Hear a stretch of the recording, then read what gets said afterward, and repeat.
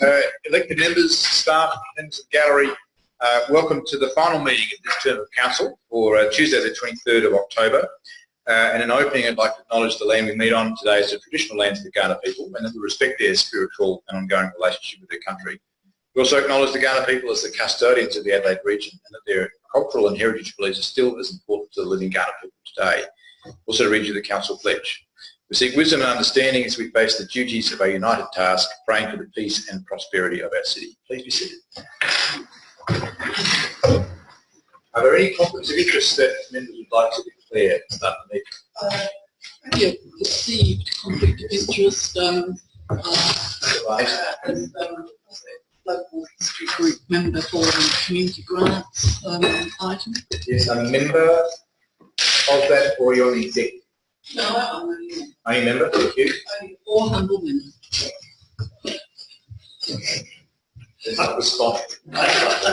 I too am a humble member of a couple of organisations involved or who have applications for the community grants. So I'm declaring interest. Yes, Governance Manager should declare what those ones are. Road and Prospect and also Prospect and Community. Prospect and Rotary Club. And congratulations on your new membership of the Rotary Club. Thank you very much. Any further? Councillor Back. I too am a member of the Prospect Local History Group, but I'm not on the committee. Yeah, I've just suddenly remembered. I'm an affiliated member of Prospect RSL, so there's another perceived conflict. Right. Okay. We've got no conflicts. No. And just from the chair, I'd like to note a perceived conflict of interest. I'm the patron of the North Adelaide Croquet Club. North Adelaide what? Sorry. Croquet Club. Sorry. Regret to say I've never played a game of croquet, but I've certainly been at lots of award ceremonies. Proudly so. Thank you. Any further conflicts of interest to be registered? No, that being the case. I'd like now to ask the CEO to inform us of a recent win, which you might have caught up with electronically. CEO. Thank you very much, Mayor. So if you have seen the media through our Facebook page or online, we won an award on Friday night for Main Street SA for the marketing approach in relation to Prospect Road. And I think that's just a fantastic testament to the commitment from the staff working with traders to really identify as a destination. And with your indulgence, Mayor, I'll just read what the judges indicated because I think that's testament to the commitment of the team. This is a great example of a Main Street undertaking exactly what it is, and then going for broke to communicate it. The judges were impressed by the bang for buck from this online campaign that was underpinned and supported by the efforts of many local businesses. The campaign can now serve as a template for future marketing campaigns in Prospect Road or other main streets in the city of Prospect. But I think it goes beyond that. I think we've demonstrated to everybody that without much money, as you know, we had $10,000 in that pool. The traders got together and did a fantastic job, and I think that's a wonderful outcome for us and a demonstration to the state. Thank you, CEO. Please join me in congratulating CEO and Director. Great win. Fabulous. All right. Just to note that we are meeting early tonight, which you've all noted and achieved. We do have an apology from, no one's on leave, we do have an apology from Councillor Lee, who is still overseas. The staff have booked a dinner for us at a very local restaurant at 8 o'clock or sometime thereafter, just letting you know that's the current plan. Of course, the meeting takes as long as the meeting needs to take for us to fulfil our duties, so just thought I'd share that with you at the start. Confirmation of minutes. Can someone please move that we confirm the minutes as a true record for the meeting of Tuesday the 25th of September 2018. Mr. Barnett, wish to speak to it? So the seconder, Mr. Harris, wish to speak to it? Further debate? All those in favour? Mrs. Carrot.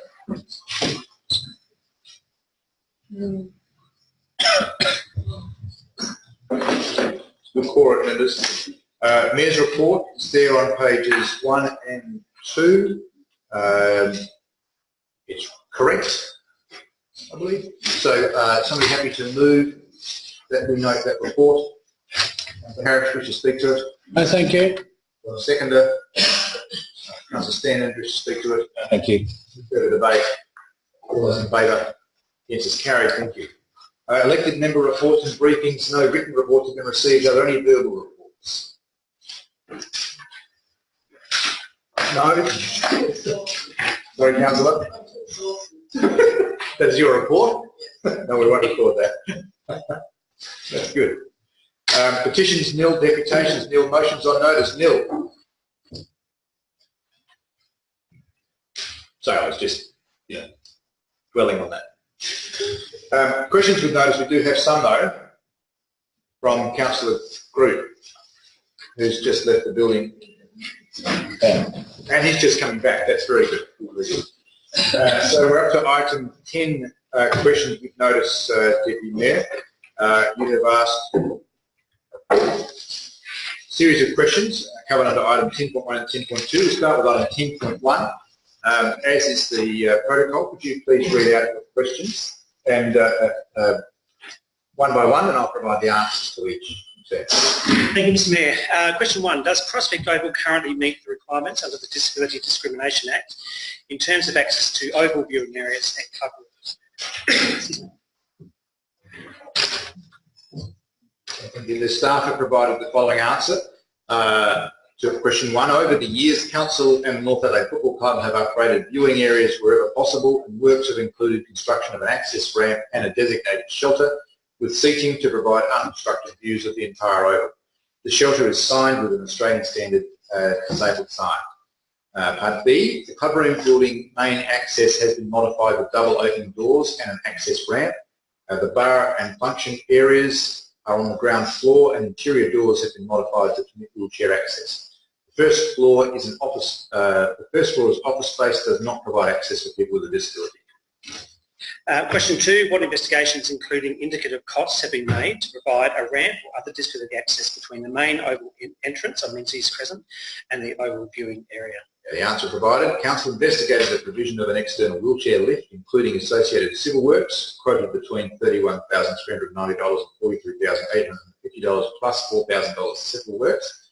The lift would assist to elevate a wheelchair from the ground level to the upper level of the concourse. However, the gradient from a lift landing pad to the designated shelter would not meet Australian standards for disability access.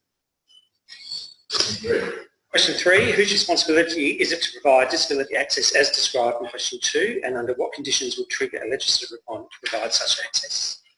Council provided. Council is ultimately responsible for the provision of disability access at Prospect Oval. If an asset is renewed or upgraded, then DDA access provisions must be considered.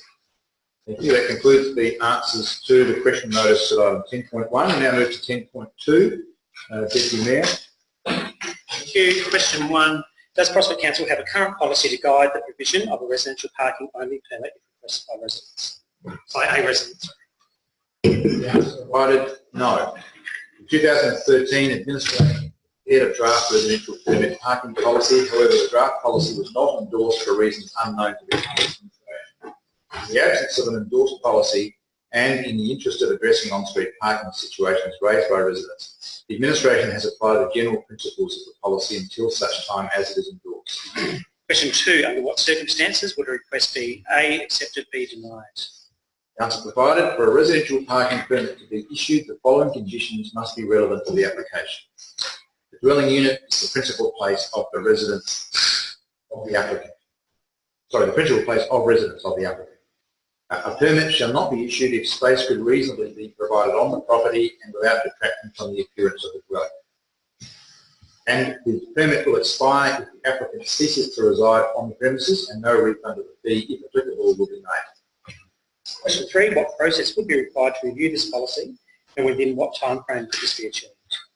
Answer provided. A review of the draft policy is currently underway, and it is anticipated that an updated draft policy will be presented to Council briefing in early 2019.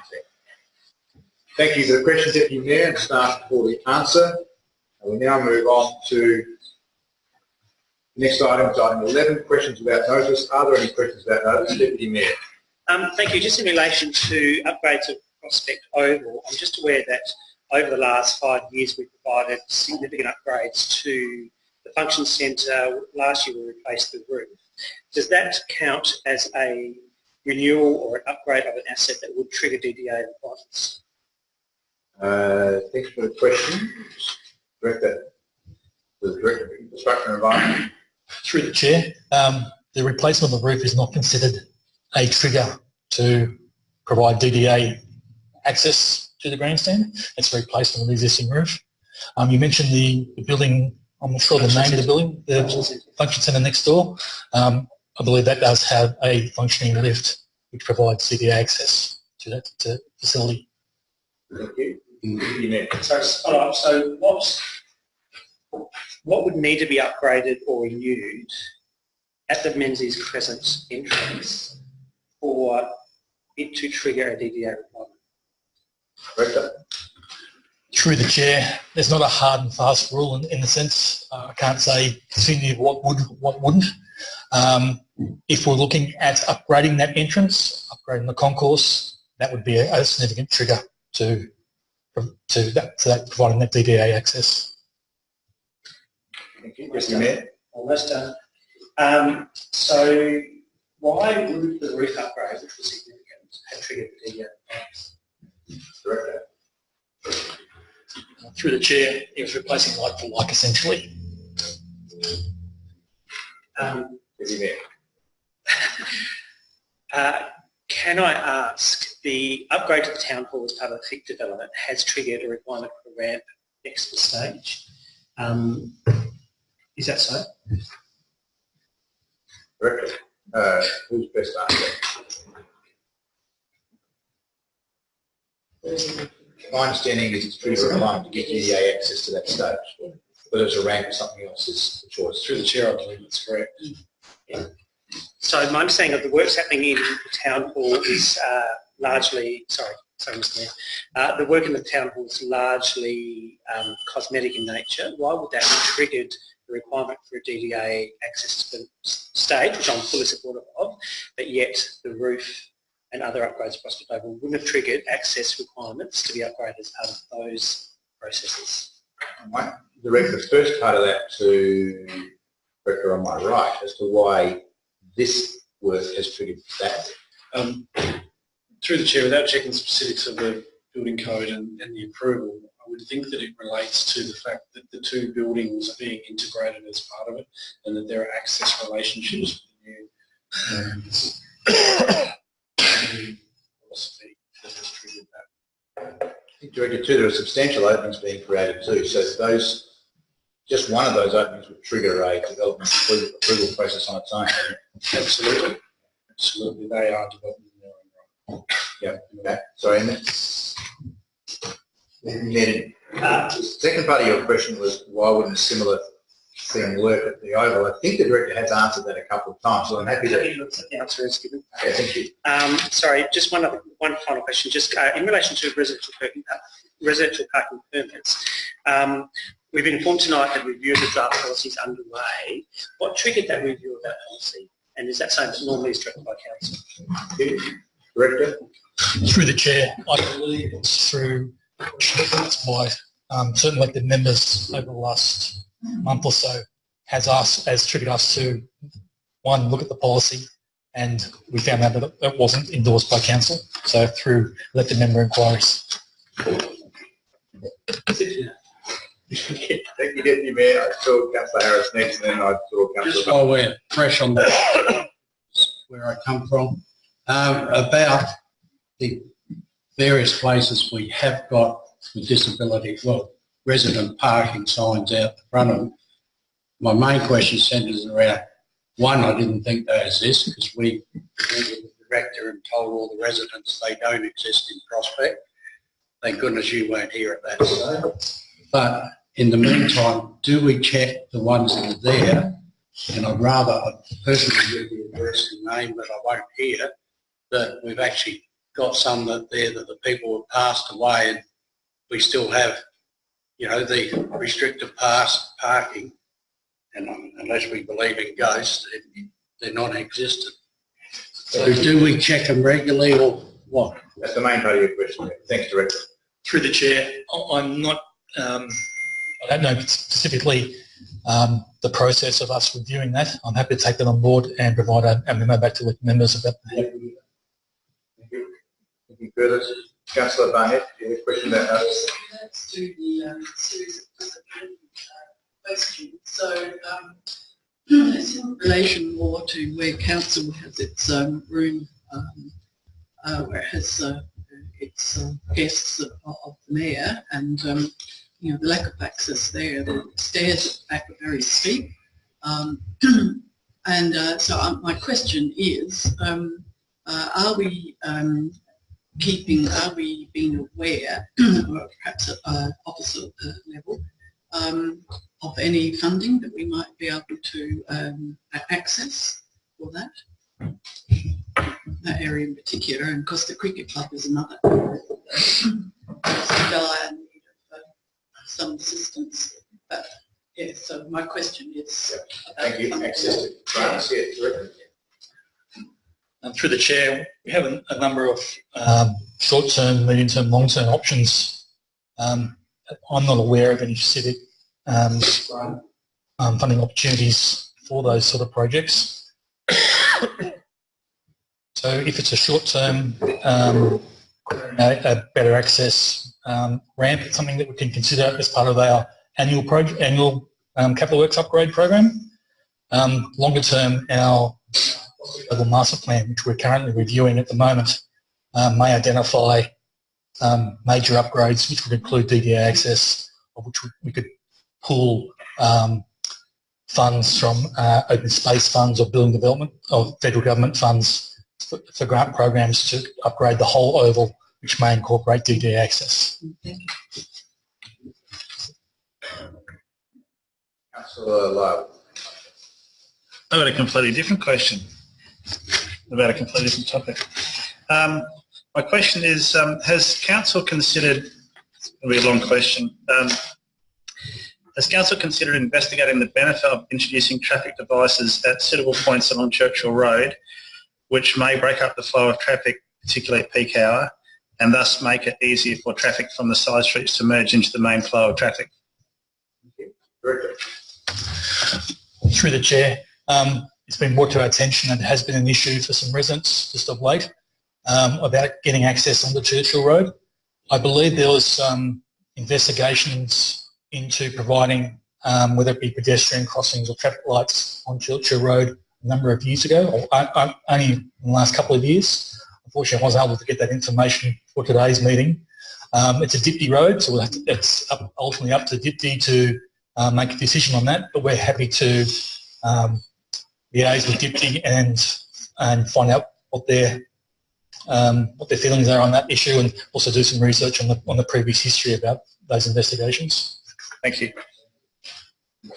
Thanks. Yes, I'd like to ask a question about where are we in terms of our open space planning, in terms of introducing new dog parks into the city? Thank you. Director. Darren tonight. Through the chair, I'll have to take that under advisement if that's okay, and I'm happy to provide a memo back to elected members about the status of that issue. Thank you.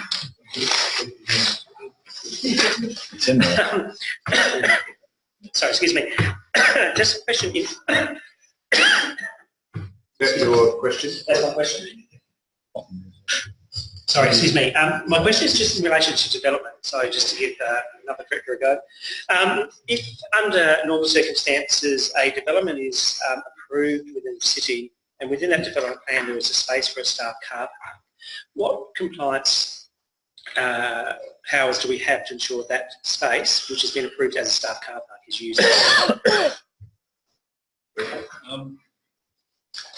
Through the chair, there'd be no power to compel the space to be used for staff parking if there are alternatives either within the site or beyond the site. The only requirement that we would be able to put is that the space is available. It's on the plan, it's on the site, and it exists. How it's used is a site management issue which sits outside the development control, would be my first thought on it.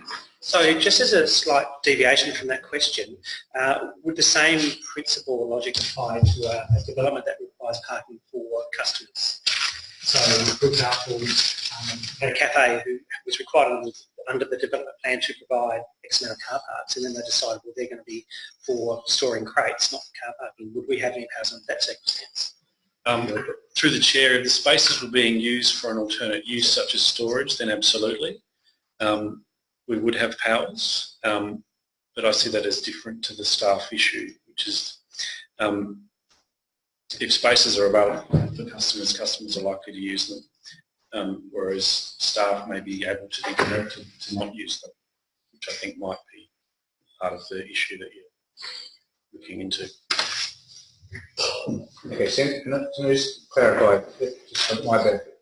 If the car park is available, we can't enforce whether it's a staff member using it or a customer using it or if it's empty. If it's stacked up with stock, we can enforce that can't happen. It has to be available for a car, staff or customer.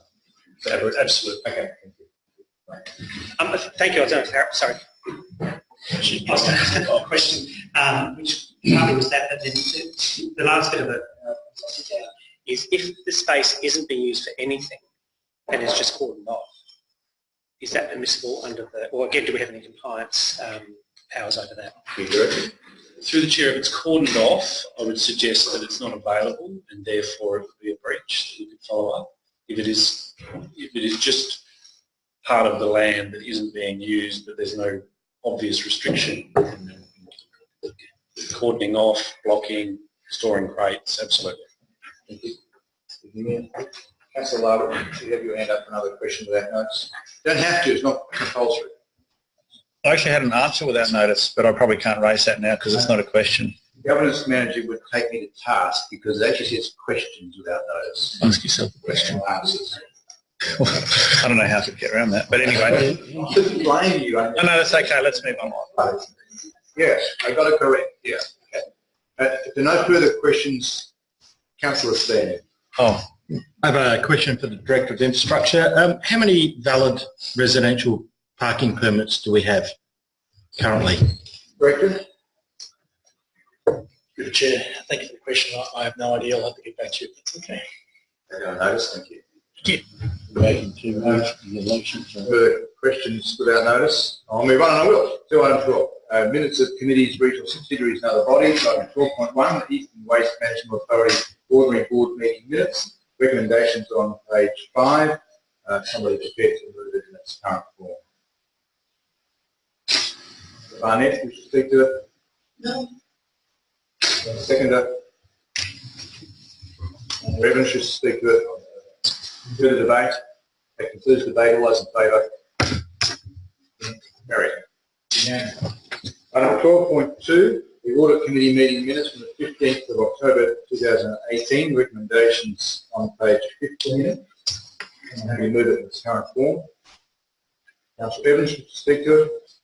Maybe just very briefly. I guess to move it and to recommend it, put it on the floor of the council, and also just to thank council for the opportunity to have served on our audit committee as well. That was the last meeting that I attended. It's been a great opportunity to contribute to council in a way that is somewhat different, I guess, to the deliberations we have in this chamber, but very important as well. Something that has been quite a busy committee, particularly as we've embarked on the CLIC project, and we've seen many, I guess, aspects of that project come before audit committee, in particular the prudential review and the risk management plans that you would be familiar with as well. There is another audit committee item on the agenda this evening, being our service review summary, that I look forward to speaking to a little bit later as well. And otherwise, just to thank council again for the opportunity to have served on the audit committee. Thanks very well, sir. Councillor Barnett, happy to second. This is a former audit committee member. I need to second service, happy to use his knowledge in that area. Yeah, thank you, well said. Any further debate? That concludes the debate. All those in favour? Against? It's carried unanimously. Item 13.1, reports for decisions. We're on to now. Main North Road traffic management and car parking recommendations on page 21. So we're happy to move it. Deputy Mayor, would you speak to it? Yes, please. It would be remiss of me not to move this, given it's been a bit of a bugbear of mine for some time. It feels a little bit like deja vu for me tonight. If I cast my mind back to 2 months ago when an initial report came back on this issue, and I probably showed my displeasure in the outcome of that report. I don't think it actually hit the nail on the head, and was told that another 2 months the staff could actually go about and have conversations and find out some more information.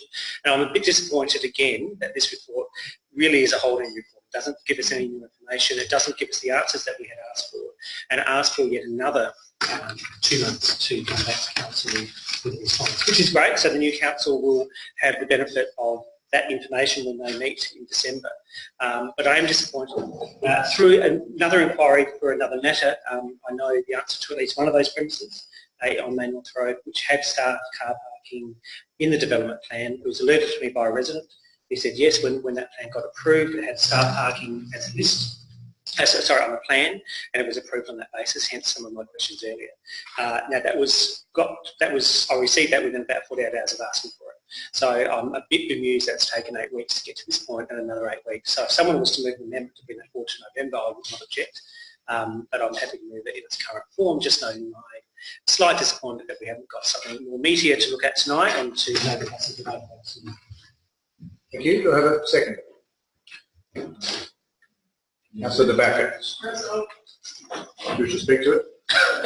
Yeah, I'll speak to it.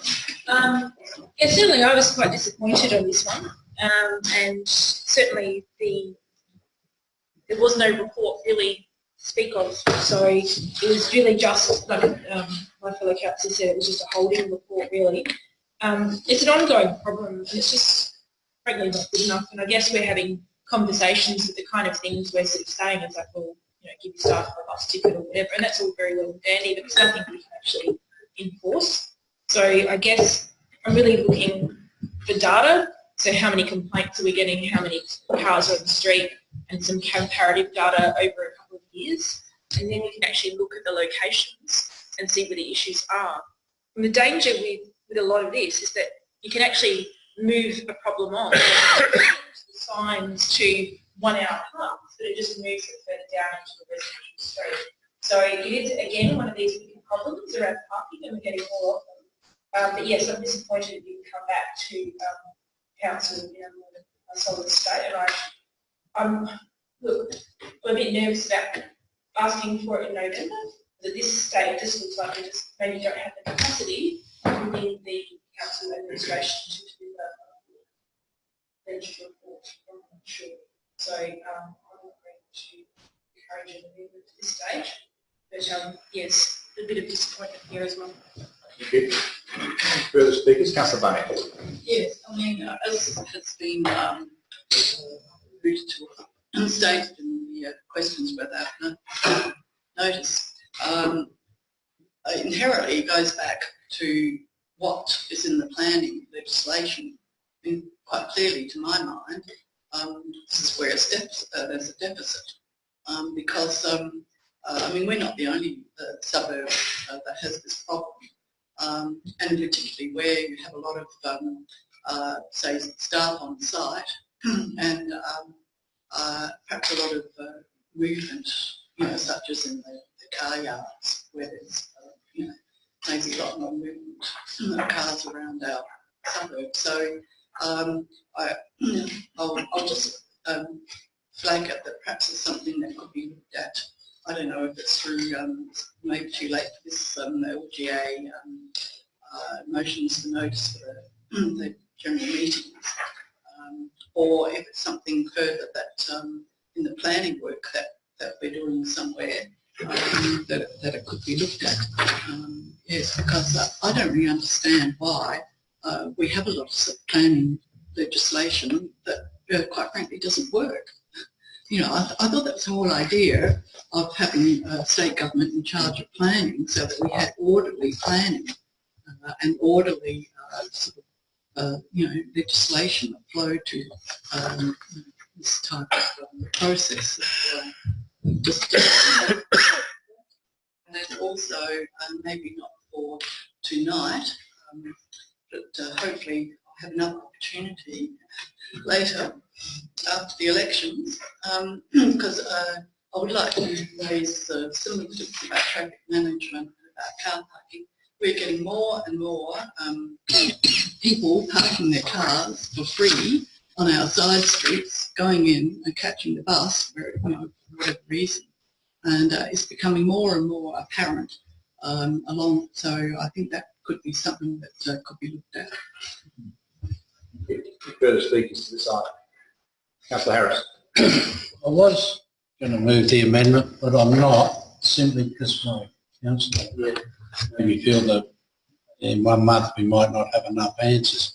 But I just wanted to comment on, hopefully in the next couple of months we do get some more answers. In particular areas I'm looking at is the new Toyota place that's just opened.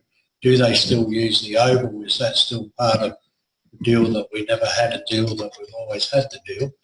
And then across the road at on the corner of Burwood Avenue, and I saw a thing about questions and answers of residents, and I didn't understand whether we did get answers from the doctor's surgery, which happens to be right on the corner of the car yard. That is a big conflict in the houses. So I have a definite concern that you start cutting them out in the beginning, they start flowing down the street. So you're just spreading things further away until people catch the bus on another route, so they won't do it. So while I was going to move the amendment, I won't, because hopefully that'll be the Christmas meeting, so they'd have it very good with bells on it, and to give it to the council at that time to hopefully sort out a problem that I don't quite think there is an answer to. Thank you. Any further speakers? I'll ask a couple of questions if I can.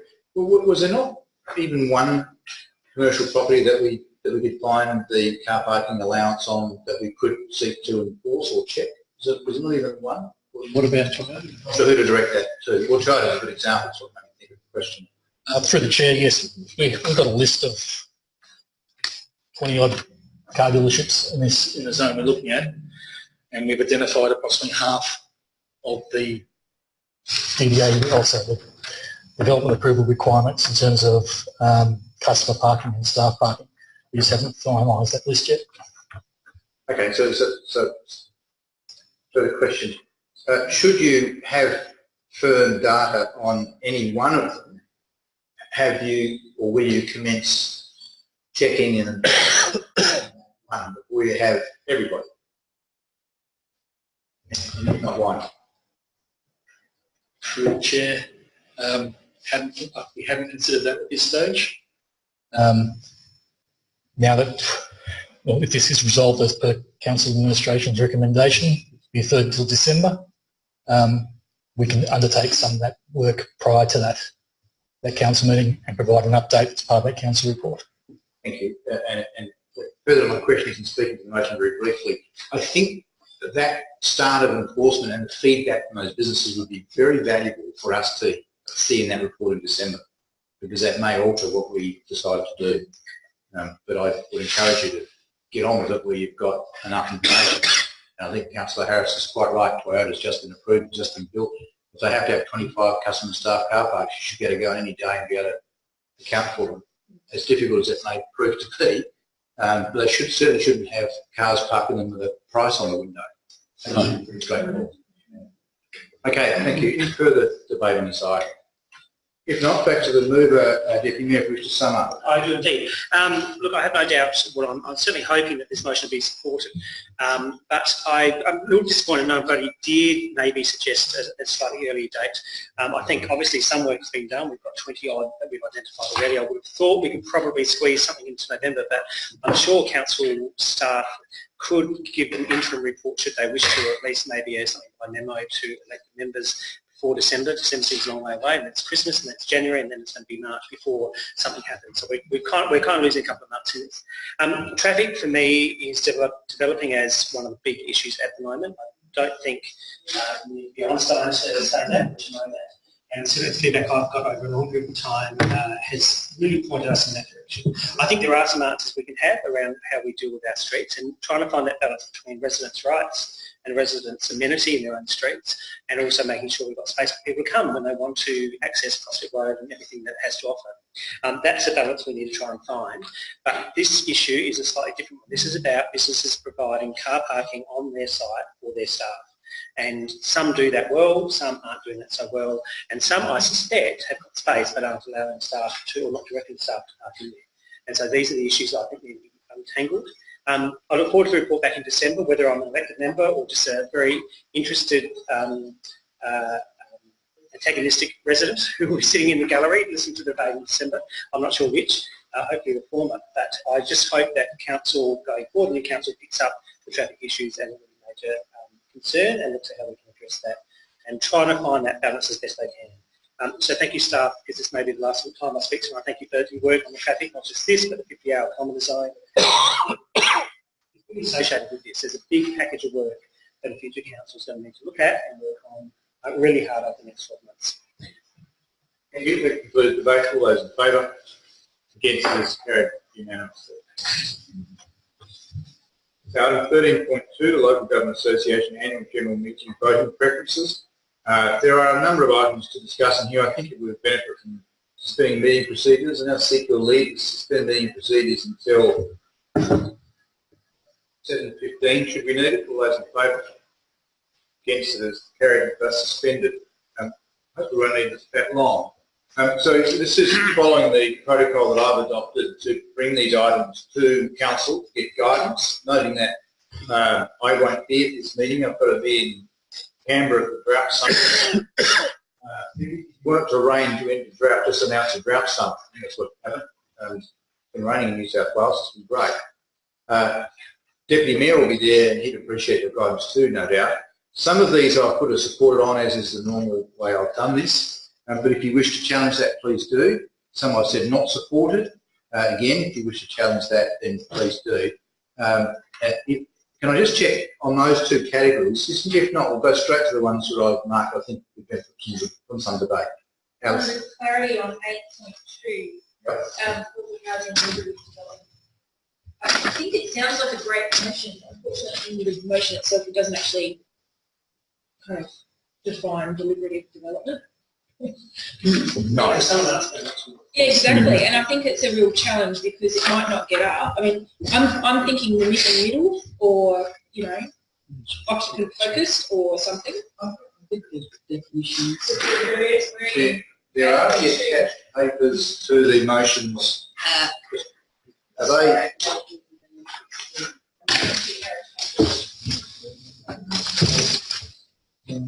That's a good question. I haven't got those in this report. No. So, I mean, if there is clarification around it, I think it's more likely to get up. Or if it was actually worded better in the motion itself, it would Yeah. Sorry to interrupt. Ginny, do you have the accompanying paper for 8.2 handy? Oh, so he's getting it up. Right. So every proposal has an explanation. This, of course, is our motion. All right, so we have it up. Okay. Yeah, I know, which is great. It's good. But I'm just thinking the motion in itself, everyone's like, what's that? You know, Okay, so this is what everybody will read who's going to vote on it. There are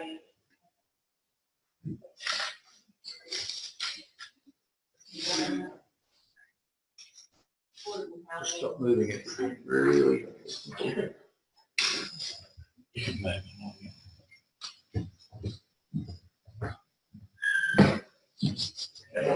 Right at the bottom of that page.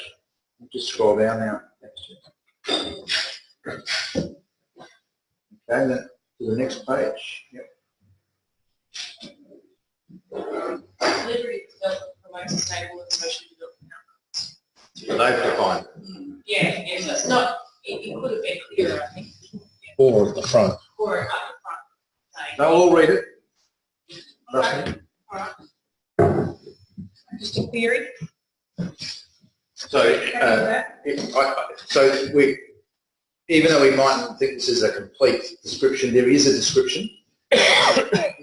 Appreciate any more input because he has to move this and speak to it on the day within 5 minutes. Okay, any others that I've suggested we support or not support that we wish to discuss? Can I just ask a question on 8.6, bless you? The idea of this pilot project trial, bless you, to trial the adoption of sustainable procurement targets by council. Sorry, 8.6. So it's our recycling option. Was there a reason we didn't think the suggested wording was a good idea? Okay. So a pilot project, I guess, just reading it sounded like it. So my interpretation of a pilot project is to delay any action until somebody agrees for a pilot project and we see an answer in about 15 years' time and we find a dusty report somewhere. Okay. I'm saying there's no need Yep. to do that. Okay. And what we're calling for is a review of procurement policies and specifications and the development of templates. Well, my view, the LGA can just get on with that. We don't need to have a pilot. So I thought the pilot project was getting on with it and actually starting to implement something at a council level, but it's not that. It would be even more delay. It can be a good excuse to do not much. Yeah, and you've got to remember to find out about the results of it. Back to the LGA saying, hello, you've now got the response, what are you going to do? And it tends to get a bit lost. So I'd rather argue that we can get on with this, because we haven't actually asked as a council for people to go and procure things. Yeah, sure. We simply ask them to change or get a model template for procurement policy and specifications. Sure. Well, Deputy Mayor, you're comfortable to argue that point? Yeah. And if I can add, I had a meeting with Stephen Smith last week, and he's actually looking after this portfolio, and he brought one of his staff members along, and they've actually started doing some work on procurement already. So I don't understand why the council, the LGA would want to say, let's just pick 3 or 4 councils and see if we can do something with them. Sure. Should it be, I would have thought a very straightforward activity for them to do. Okay, cool. Yeah, but good question. Deputy Mayor, you're comfortable? Yes, I am. Okay. Alison? So just on that again, there would be, I guess, case studies outside of maybe our sector that you could point to as pilot projects. Do that works over there? Yes. So we don't really need to do a case study on us. We can just point to case. For example, in terms of rubber crumb or recycled tyres going into bitumen, I found out Narrabri Lucendale is about to order their 4th or 5th road. They've been using it for 5 years. They now specified in preference to ordinary emulsion because they like the way it performs. So, for example, if we were buying tea bags and single-use packaging and things like that, that might become a part of our procurement policy. That'd be good. Okay. Can I just comment on 8.12, which is the suspension of allowances subject to council vote? Yes. So I'm. Sorry, just before you go there. So, any other questions on supported or not supported ones first? Yeah, another one on the fee for lodgement, section 270. Item 8.10. Yeah. So again, that's subject to council debate. Okay, we'll wait for debate. I'm just trying to get rid of the green and reds. Are everyone's comfortable with where they're sitting? If you are, we'll go back to the first one, which is 8.7, I think. Otherwise, we're going to lose our. I may lose my place. Don't do it in order. Improve local government budget processes, Adelaide Plains Council. The first part of this is where if we don't collect rates from somebody because they've died, disappeared, gone broke, we are liable to pay the NRM levy and we don't get a rebate. What this is saying is that's not particularly fair. The state government should lessen their debt, the invoice to us on account of that. I think it's worthy of investigating further. If there's any evidence that it's happened to us. So the levy is still against the land, so it's still recoverable by council. So the only issue here is the cash flow issue. So basically we have to, when we raise the levy, we have to remit that to NRM board. So the issue for us is the cash flow is recoverable. So the disadvantage of that. So fines will continue to apply. So in our case, I don't have the figure here exactly what is our NRM NRM levy outstanding. In terms of our overall unpaid rate, for instance, we have reduced from 3.25 last year to about 2.7 or something for this financial year. So we have reduced in our unpaid rate. So I don't know what the NRM component is that and what specific impact is that. But more of the issue of not having to collect, yes, that would be great because the last couple of years the NRM levy actually increased much more than our rates increased. Yeah. So that is the explanation we have to. Okay, so what you're saying is we can still recover it because it's a debt on the property. Correct. We can ultimately sell the property and recover that. Just like rates. Okay, but you're not unhappy with this approach? Correct. Okay, all right. So, any further comments on that? Sounds like we should support that. So, because I mean that's all part of the cost shifting regime that goes on, and you know, I mean it's a state government act as a state government thing to collect, and we're just being used as the collectors. But we can't say, well, okay, you want us to collect it, we'll charge you.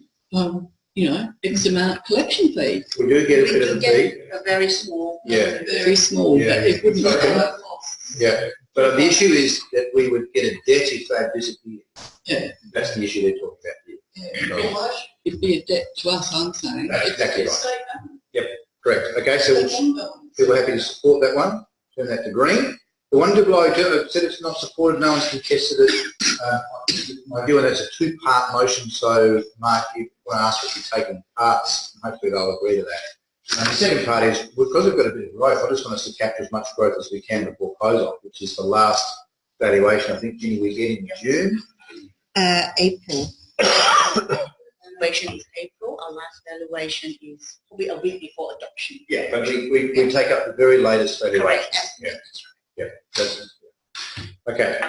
The next one is 8.8, citizen notification power for bylaw offences, Monkabringa. Yeah. This is, if you read this report, which I think was attached, I think 8.7 was there, the intention is that somebody else could provide evidence that the council is then, I read it as being obliged to act upon, not just sort of thanks very much for that information in might, but that would, the council would then issue an enforcement notice based on what the citizen had come up with. So my question, so if we're in Buchanan Street and there's cars parked where they're not supposed to, and I take a photo, come to council and say, you know, at 3:07 this was here after 3, go and get them. Is that what they're sort of saying? Yes, yes. Now, I think for us, I would assume this isn't much of an issue, although someone could use it. Would get like noise complaints. Yeah. They could be very Noise, noise complaints and all you, that kind of stuff. And I think citizens are unlikely to have the equipment to measure it. It's all on a phone now. Well, they could most probably order it online. We do it at work. yeah, Good. You can get dB meters on a phone. Right, okay. Okay. management of that would be. I think Monkabringa was lots of open space that they can't possibly patrol. I think they're interested in this for those sort of reasons. I understand where they're coming from. It could get feudal for us, could it? Well, yeah, that's what I'm worried about. is Yeah. that- Well, Yeah. I mean, why can't you just report it like we do? Where Got the officer who's got the legal powers to do something. Hence they come back with this, they can't we use didn't evidence. see it, we can't do anything. Yeah, I think so. Oh, so it's not good enough for you to have a time-dated photo as evidence. Not for an enforcement action, I think. So I think So if someone provided you a photograph, you wouldn't act on legally, it. It's suspended. Sorry, we would act on it and we'd go and undertake the inspection ourselves, but we can't use that as evidence. But it'd be a trigger. Yes. Could you use that to either a government company, say, I know we can't use companies in local government, they can at Adelaide City, but an enforcement agency, thank you, that could take over that role, and that's obviously they might fund their whatever through that fining process. So there would might be a bit more controls around it. So it kind of I guess we could. self-sustaining. So yeah, there's nothing stopping us outsourcing our own patrols, is there? No, in actual fact, our team manager, Kane Andrusakis, will investigate that as part of service delivery as to whether that's more economical, and a number of councils actually do outsource things like parking controls, and subject to whether the income meets the expense and whether we've got better outcome for that. I think they do it when people are on leave too. I know Norwood do that if they're parking guys on leave. We have done it in terms of our general inspectors. So when someone's been on leave, we've engaged a contractor to fill that role so that we don't reduce that level of service. So you generally get more fines and it's interesting. If we can a little, sorry, that's a very good conversation for perhaps half 8 o'clock. This one is about citizens, not contractors. It's a bit like citizens arrests. Kind of. We're people are happy to listen to the debate, or are you kind of saying not being interested in this? I suppose it doesn't hurt to listen to the debate. Actually, Yeah, you have to anyway, so there might be some compelling something brought up. So I'm happy to err on the side of not supporting, less convinced otherwise. Well, that would be I mean, it's fraught with danger. that would be more our, I think perhaps position from what I'm hearing, perhaps. is anybody happy for us to support this? If the debate was really compelling, would people be uncomfortable if we supported this? Yes. I'd be uncomfortable. Let's just say it's not supported. Now, Mark's not bound by it, but let's just say that our position at the moment is not to support it. That makes it clear. He's a loose cannon. Well, sometimes the debate is just completely compelling for things we've not thought of. Yeah. And that's, I've got to give that leeway. 810, fee for lodgement of section 270 complaint. I think, Alison, you wanted to talk. Yeah, again, this one, democracy. I think you should be able to question process, and there shouldn't be a cost prohibitive thing. There may be, obviously you can see there's an issue with sort of vexatious work, the word for it is in nuisance, frivolous, whatever complaints. There may be, you're a resident, you're a business, or whatever, you get, 2 complaint tokens a year that you can use or whatever, so you can do that with the those kids. ones, so there's no, I don't want to see a hurdle or barrier to people asking questions. I think that is awful. I kind of agree with you, but I was intensely interested that in almost all the other jurisdictions I speak to, they have fees for this to dissuade people from being silly, and they have fees for nominating to run for office to prevent people just putting the name in just for the hell of it. And I was amazed by that. Some of them are hundreds of dollars, not just $50. Question for you, Dave. The cost to council of a Section 270 review, we don't have a lot of it, gratefully, because you will do a pretty job. But when we do get them, is there an order of time and cost that you could give us as a bit of an insight into this? It's a little bit difficult to identify the cost when we actually undertake the review internally. We're not doing necessarily full cost attribution around this, the hours of the staff member, what's the value of that staff member. But we have one at the moment, and we've actually undertaken an internal review. There are about 30, 40 pieces of correspondence that related to that issue.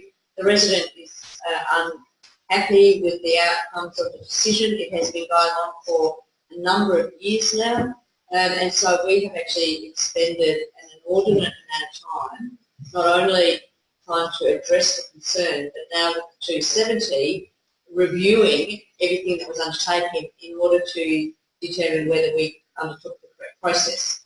And that is submitted to the Ombudsman, and the Ombudsman then makes a determination. Now, in actual fact, in that particular one, we probably spent up to 2 weeks, 2 solid days of work, but over a couple of weeks trying to actually gather all that information. We've written actually back to the Ombudsman, and in this instance he's asking for some further independent investigation, and and so we'll deal with that. So this is another cost if the ombudsman's not happy with the outcome. So it can be thousands of dollars, but not over, not $10,000. Okay, yeah, thank you. Yeah. Look, I mean, it's part of doing business, and like I said, if you had a token, but obviously if it's 4 or 5 of them, someone's, But the other thing that I think is if we improve our transparency of process, like parking permits and all those kind of things, and our new whiz-bang website, when we get it up, and our portal that tracks all those things, you'd think that would alleviate some of the necessary digging. If we've got... If I might, I mean, at the moment we've got an information officer. If a Section 270 comes in, then it comes in 2 ways. One is either directly to me, and then I can have the staff do it, or it goes via the Ombudsman and then come to me.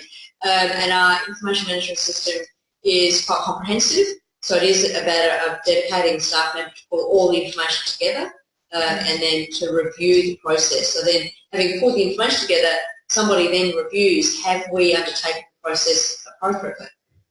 Yeah, I just think it would be terrible to think that someone doesn't say something or do something and a process isn't working properly and we are at fault.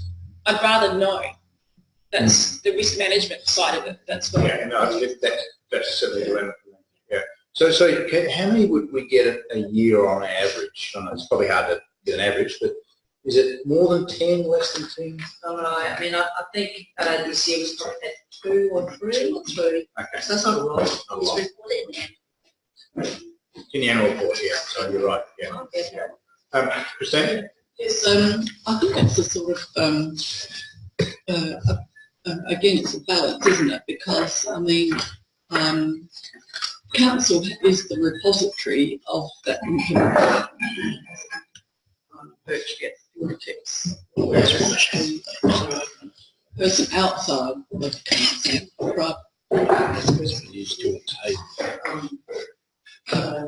doesn't have that quite often, that capability, or whatever. So I think it is about trying to balance, about independent democracy, about your right to know, as compared with your right to know 100 times, even though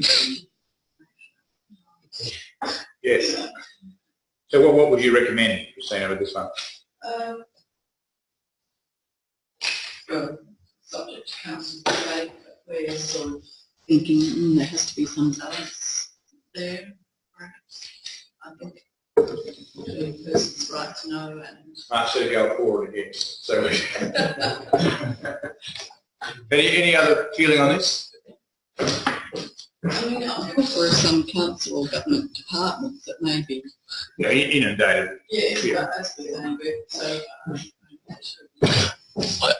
I mean, just a personal view from me, I'd be inclined to err on the favour of not supporting it unless the debate's compelling, just because, the lodgement fee is never going to be enough to cover the cost. It's going to be a token. And so if it's not a financial issue, at what point does a financial disincentive become too great for someone who's got to be in their bonnet about something to not lodge a Section 270, and when does it start to impede someone's ability to, I guess, as well? So, if the answer is to stop it becoming vexatious, do we need to raise it to such a point where we're actually preventing people genuinely lodging them? And that's the issue I've come from.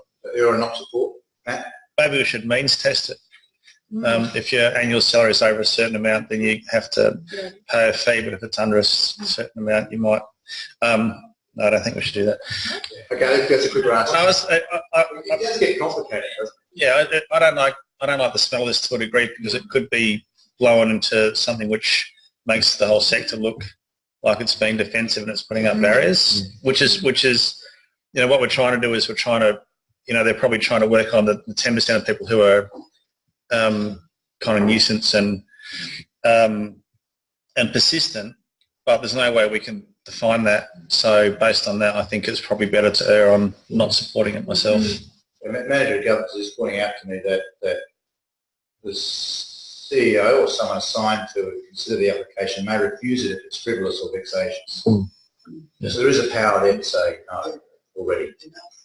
Then it has to go straight to the CEO, which CEO is a senior role in the organisation, and their time is, I'm assuming, mostly allocated elsewhere as opposed to dealing with those sorts of things like that. So there's a few hairs on the whole thing, I think.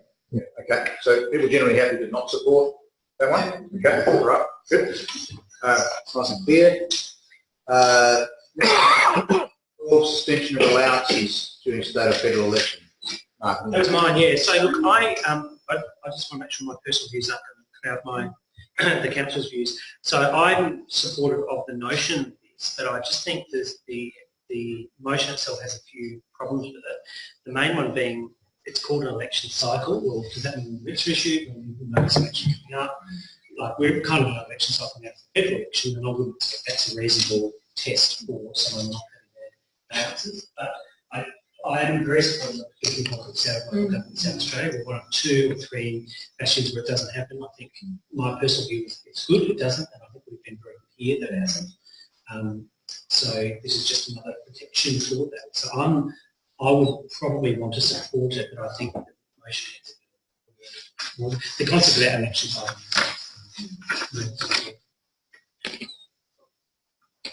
Anyway, that's my position. Okay, other thoughts? Yeah, totally agree. So does this mean that they don't get their allowance but they can still serve, or does this mean they need to take leave? Is there anything about taking leave that's coupled with this? Well, I think it's a really good question, and it's not clear. It just says the allowance. It'd be interesting if you had 4 or 5 candidates.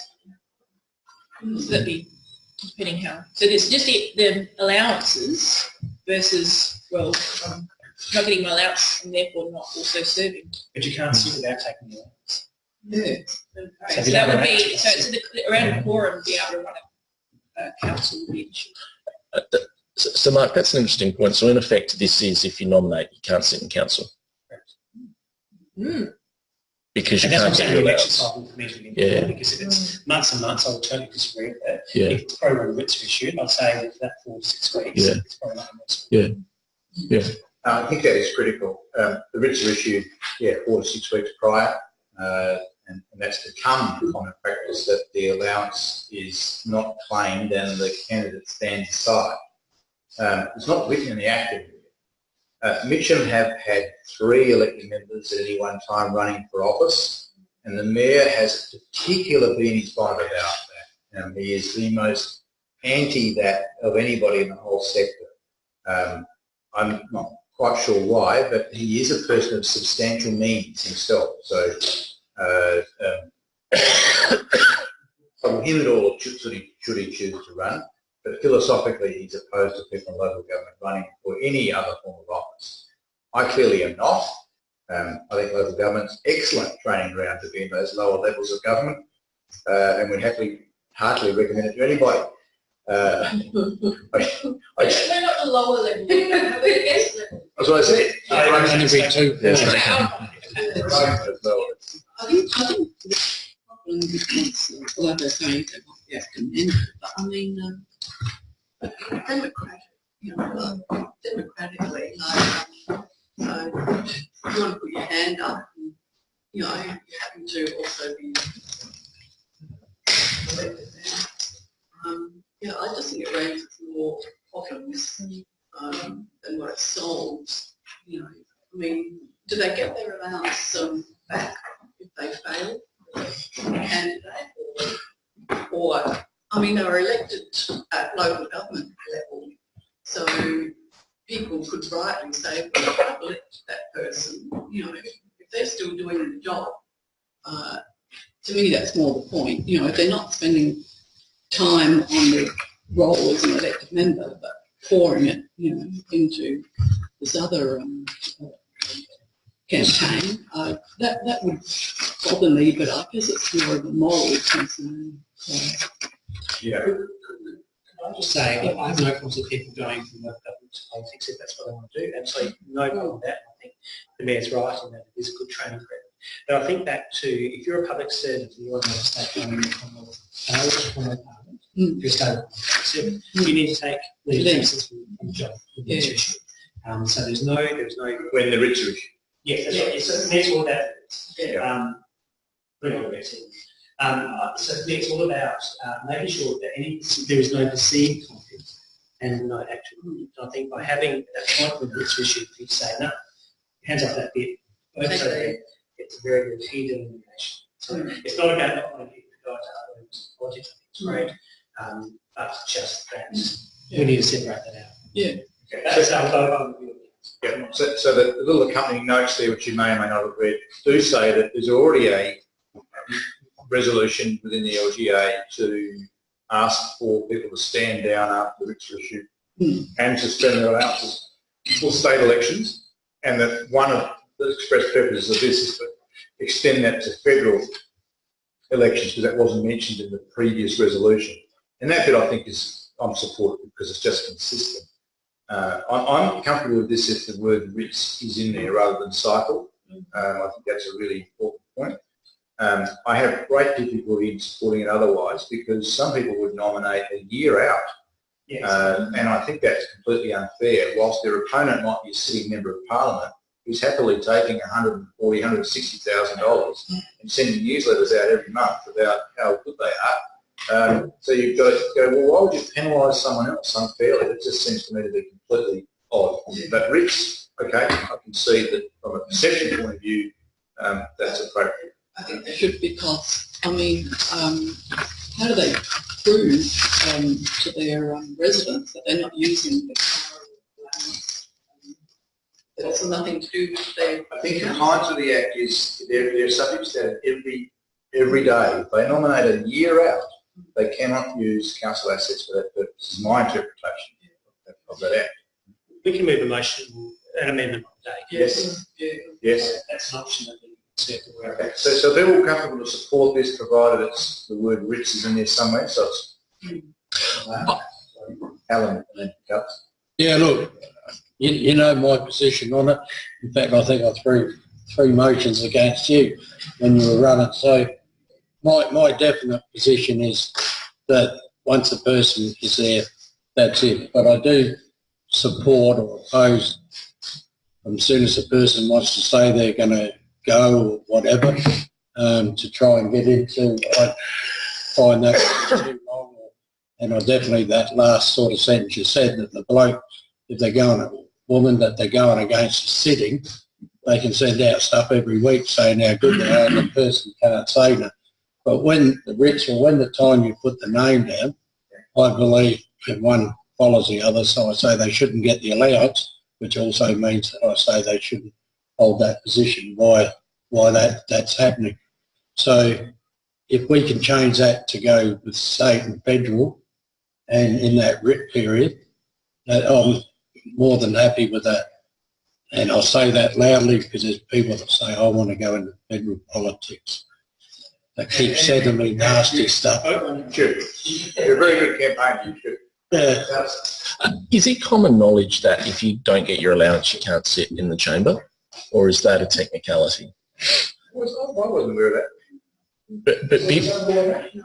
Because I think the bigger issue here is not whether you get your allowance, it's whether you can sit as a councillor.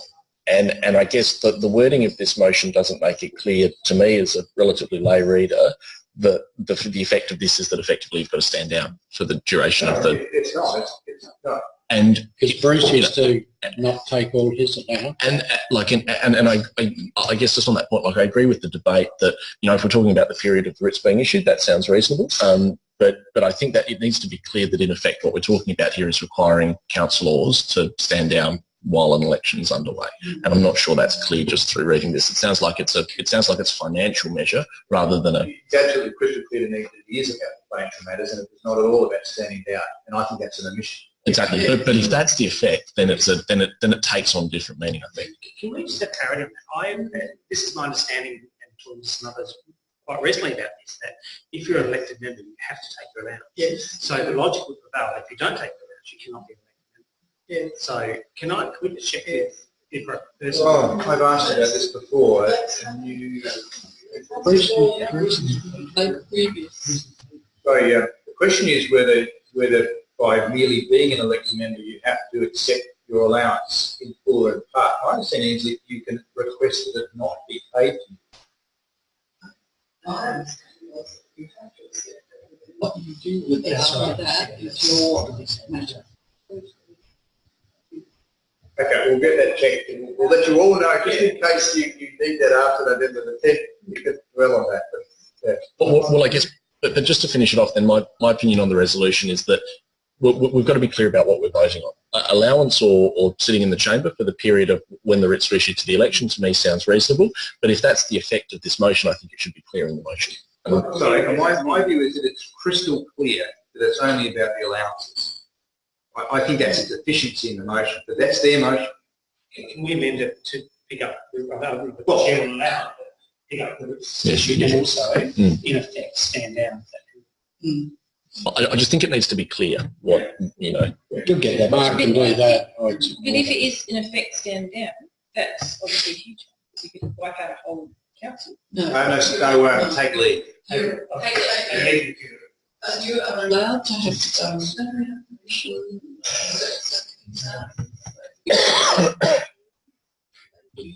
remember, there's something that happens. At most, there'll be one council. We're not going to have 8 people. In Mitcham it's been 3. Sorry. In Mitcham they've had 3 at one time. Yeah, 3. 3 council meetings. Sorry. Oh, you mean, sorry. There'd only one meeting where you usually call. You can apply to the minister for a dispensation or whatever. I think you can. Some councils meet fortnightly or twice a month. I mean, that's the issue. Okay, so that's nearly passed. My prediction proved correct. So 8.12, support subject to amendment.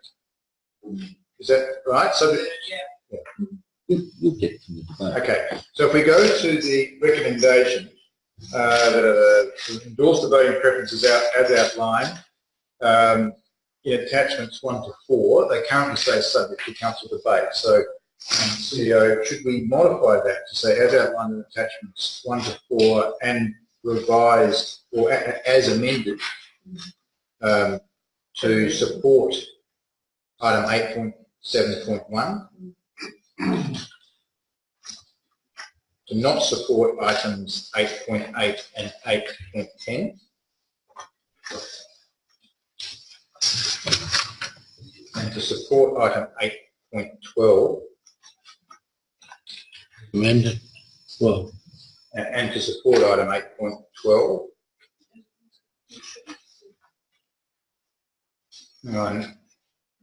No. Sorry, you'll see why in a second. It's not a straight out support. So after 8.10, and to support item 8, after 8.10, and to support item 8.12, subject to amendment, for the period of suspension to be the duration, to be from when the writs are issued to the election outcome.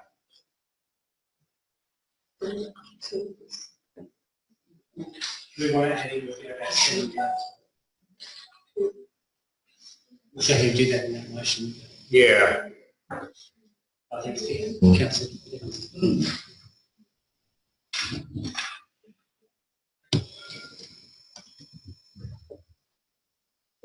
From the writs are issued to the election outcome.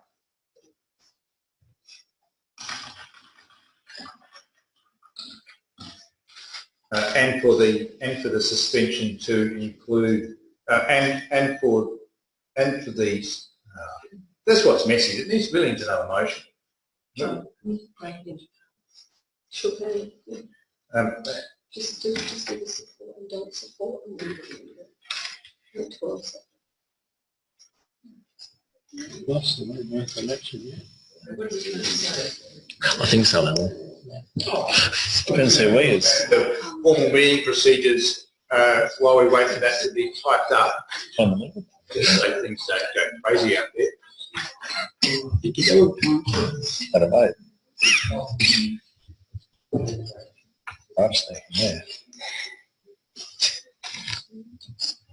Yeah, that's already in CP. Yeah, I did want to tell. Yeah, that's my message could have been over Wentworth voting. Handing out vote cards to Karen Phelps. Patting on ladies and kissing ladies. Showing dogs with a dog park. Actually, I was with Malcolm. Picking them up and rolling around to local dog parks. That's right. You went to the airport to pick up Malcolm. Me in the back. Yes, sorry, and now you're back there, Jazz, yeah. And that and that the elected member take leave During this time. during this time. Can I just suggest something? Because the beginning of that motion actually talks about on nomination, endorsement, or declaration of candidacy, which would actually require those to be struck out. So an alternative motion might be after the words elected member, so the Local Government Act be amended so that any local government elected member on the issue of the writ shall for the duration of the exercise have all allowed to suspend it and take leave. Okay, so I don't want to rewrite this at this meeting. I think you and I know others interested people could write an amendment, but we could add the word only in our resolution, subject to amendment, the period of suspension to only be from when the writs are issued. Yeah. So our intent is clear. Yeah, okay. It's just the word nomination, endorsement, declaration. I totally agree. That's just. Okay, so we're back in formal meeting procedures. I think we've captured the intent. Thanks for that last minute inclusion. Somebody happy to move that way? Deputy Mayor, can you speak to it any further? Seconded by Councillor Harris, would you speak to it? Any further debate? That ends debate. All those in favour? Against? Carried unanimously. Thank you. Item 13.3, Annual Community Grants Program, recommendations on page 45, really detailed report. Somebody happy to move it as presented? Councillor Larwood? So, no, I wasn't at the meeting at the start of the meeting when you called for. Oh, yes. So I just wanted to clear a conflict of interest. Sorry, now, are you on the executive of any of these groups? No. Okay, so it's a perceived. I hold a position on the committee, but I'm not part of the executive. Governance manager, member. Yeah. What's your position, just for clarity? Junior development coordinator. Okay, so not president, secretary, treasurer. Well, not officially. No. When you become a senior development coordinator. What if you just say? I think it's better if I. How would you advise Councillor Larwood with that position, junior development officer? Oh, do you have voting rights in decision making at that club? Yes. Okay. So your determination would be that that's a conflict of interest. Yep. Thank you. And that's the Eagles Lacrosse Club, just checking? Yes. Nothing else on the list? Okay, thank you. Councillor Harris? I was going to move it. Okay. Yeah. Say again. Could I just as point of order move for a suspension standing order so we can discuss? Sure. Well, you can ask, and then I can ask back,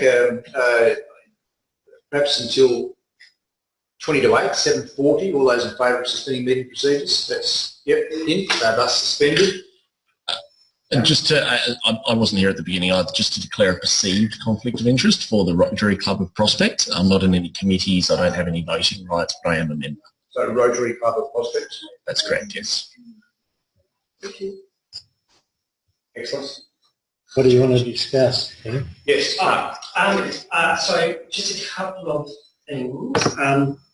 Just recognising my earlier, I did notice that all the applicants received pretty much what they asked for, except for, I think, 2, which was the Colin Grove Tennis Club and also the Prospect and Infant Kinder Gym. And so maybe the third one was just not that Croquet Club. So just wondering, because we weren't involved in decision making, and I'm not questioning the decision, but just I guess be interested in a little bit of context as to why some clubs. So I've just noticed there's another one as well, the Tom Club. Yep. Why some didn't get what they asked for and some did. And on the back of the second question is that we are going $9,000 over the budget, and how we're going to Someone can explain it. I think there's two budgets that we're dealing with here. Is that right? Okay. Yes. And then Nathan, can you address why some everything and some cut back? Yeah, look, it's as you can see on page 58, it's a complex assessment based on many criteria. The Collinggrove Tennis Club, I was part of an assessment group, as was our manager of arts, manager of community development, and manager of assets. The Collinggrove Tennis Club asked for a lot, in short, and it was able to be broken down into what was most suitable, and under that category, I believe, only 2,000 can be issued. So they actually asked for more than what was eligible. I believe that was the same case for the kinder gym. Yes, I believe that was the same case for the kinder gym in terms of they were requesting something beyond the maximum in that category. And as you can see, it sort of started at spreadsheet as 5 categories. So that was essentially the reasons behind those two. Can you just continue that answer by saying, why did one get 3,000 then? If 2,000 was the limit. It's the one underneath, Prospect Blair Athol Lions Club. Sorry, it's the same. The community event, which has a maximum. And not community event, it's up the top. But in terms of what they're asking for, the first, if you look at the table on page 58, the Lions Club, the first X that you see is actually under community event, which has a different maximum allocation. Yep, no, that's all right. It's just that it was in the top, and it was the only one that went over the 2,000. That different category within community grants. And the guidelines, there are different. Yes, they want to breed lions, that's it. I'm happy. There's also a part of the exercises around what's the total budget and assessing these out of 100. The ones with generally slightly lower scores, those are recommended slightly less. Okay, thank you. Mark? Just a brief follow-up question to that. It's my budget overrun question. In terms of the Prospect Blair Athol Lions Club, we fund this really much every year. And so I'm just wondering how we, and last year I think we got rained out. It's going to, that's... Yeah, or cinema. So, sorry. No, the carols. No, the carols, yeah. Yeah. So I just wonder how, I'm just thinking in terms of financial costs, and I know that lots of the costs are incurred prior to that, but certainly some will be incurred overnight, or indeed food that could be reused. So do we take into account sort of acquittals and what hasn't been spent as part of that? Absolutely, acquittals are a key part of this. I don't know the specifics of what was acquitted on this one, but essentially part of the criteria is if there's no acquittal, they're technically ineligible, and then you have to look to whether or not there's good reasons behind the acquittal being delayed. And I draw attention to the local history group. Last year they haven't acquitted, but they're unable to because that's linked to some federal money. So there's reason behind that. So we look beyond that technical glitch. Just out of interest, because I know there's that measure in there to make sure that if you can't prove you've done the right thing, you can't get more. But can you just send some memo out about what happened? I'm assuming that money was PA equipment which they couldn't get reimbursed. Yeah. But let's just... Yes, I'll absolutely check that. They may not have claimed the whole amount because they couldn't spend... There may have been a return, which I'll absolutely check. Okay. Anything further, Mark? So just one in terms of budget overrun. So can I just get some clarity on 9,000? So I think in the report it says that we're going to run over 9,000 is going to be done within existing operation budget. That's down the bottom. BR2, we suspect we'll be able to cover that. Well, I'm not really happy about that. The reason? I think, $1,000. Really, I just worked out. I much prefer to give the last two applications. What are the ones that? Bangladesh. Yes, just to be up the balance, 5,500. They may not be able to deliver what they're proposing with a lesser amount. The reason why we suggested an overrun in a year of no terrific, we thought that for $9,000 the council essentially gets another event in St Helens Park, providing that kind of activity, filling a bit of a calendar hole. We thought if there was any year to say below that budget line, this would be the year. I'm sorry. So just one thing. I don't have, I mean, 9,000 is probably not material to a $1 million budget, so it's probably not material in that sense. I just want to make sure that it's not somewhere in budget review or a budget big like that starts covering costs somewhere. So as long as it's covered, as long as it's true to the report, it's covered within your existing. Yeah, we discussed this earlier today with absolute confidence. So I'm okay with it on that basis, but I just don't want it to be a budget big later on. Okay. Kels? This is upsetting us. What happens next year when we most probably have the same thing? So should we then, whoever sets when we come through the budget, should be increasing the budget? Maybe we should. We shouldn't be, either we set to what we say is in the budget, right? And then cut the clock accordingly, and perhaps of the judgment is to say, right, well, we can only fund 4 out of 5, or they all just get a certain amount each. Or... Look, I think it's an interesting discussion and an important one to have. I guess I want to point out this is the 3rd year of the events grants being in existence at all, and I think it's a nice problem to have that after year 1, when we had to do a lot of ringing around to see if groups were interested, to now be oversubscribed is a great problem to have, but one worthy of budget discussion next year, absolutely. I think this does get us closer to, I think Alison, you probably expressed this really well, why not provide a bit of seed capital and let groups manage the event, take the risk away from us, if they use their creativity, their ideas. I would have thought that these events here, if we ran them, would cost us 3 times this price. In fact, I think, so these are only part costs of it. So this is like, if you think about the cost per attendee, these are really great value and they take responsibility for it. So in principle, I'm kind of really attracted to it.